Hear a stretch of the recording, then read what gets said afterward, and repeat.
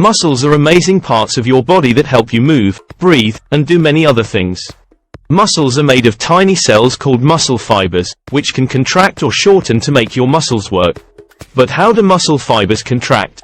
What makes them move? The role of actin and myosin. To understand how muscle fibers contract, we need to look at the proteins inside them. Proteins are molecules that do different jobs in your body, such as building structures, carrying signals, or breaking down food. Two important proteins in muscle fibers are actin and myosin. Actin and myosin are long, thin filaments that slide past each other to make the muscle fiber shorter. This is called the sliding filament theory. You can imagine actin and myosin as two ropes that are attached to different ends of the muscle fiber. When they slide past each other, they pull the ends closer together and make the fiber shorter. But how do actin and myosin slide past each other?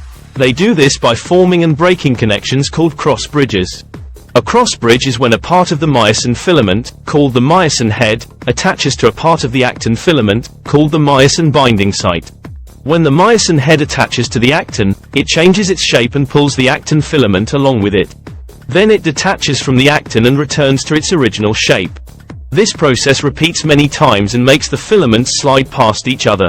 The role of calcium and ATP. But what makes the myosin head attach and detach from the actin? This is where two other molecules come in, calcium and ATP. Calcium is a mineral that is stored in a special part of the muscle fiber called the sarcoplasmic reticulum, senior. When a nerve signal reaches the muscle fiber, it causes the SR to release calcium into the rest of the fiber. Calcium then binds to another protein on the actin filament called troponin. Troponin is attached to another protein called tropomyosin, which covers the myosin binding sites on the actin when the muscle is relaxed. When calcium binds to troponin, it causes tropomyosin to move away from the myosin binding sites and expose them for cross-bridge formation.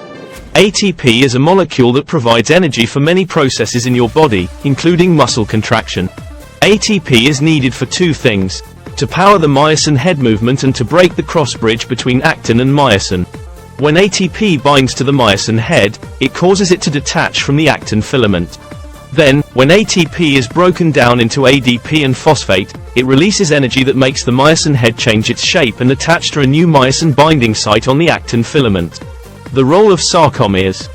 So far, we have seen how actin and myosin filaments slide past each other in one muscle fiber. But how does this make your whole muscle contract? This is where another structure comes in, the sarcomere. A sarcomere is a unit of a muscle fiber that contains actin and myosin filaments arranged in a specific way. A sarcomere has two ends called Z-lines, which anchor the actin filaments. The middle part of the sarcomere is called the A-band, which contains both actin and myosin filaments overlapping each other. The parts of the sarcomere where only actin filaments are present are called I-bands. When a muscle fiber contracts, all its sarcomeres shorten at the same time. This happens because the actin and myosin filaments slide past each other and reduce the length of the I-bands and bring the Z-lines closer together. The A-band stays the same length because it contains both filaments. You can imagine a sarcomere as a zipper that closes when you pull on both sides. A muscle fiber has many sarcomeres lined up end to end along its length. When all these sarcomeres shorten together, they make the whole muscle fiber shorter.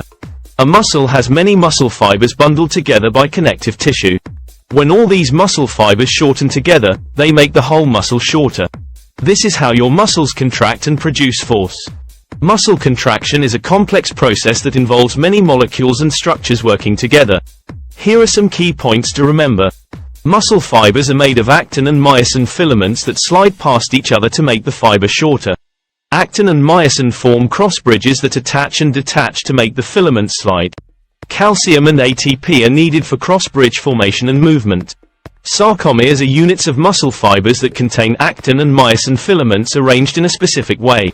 Sarcomeres shorten when the filaments slide and make the muscle fiber shorter. Muscle fibers shorten when all their sarcomeres shorten together. Muscles shorten when all their muscle fibers shorten together.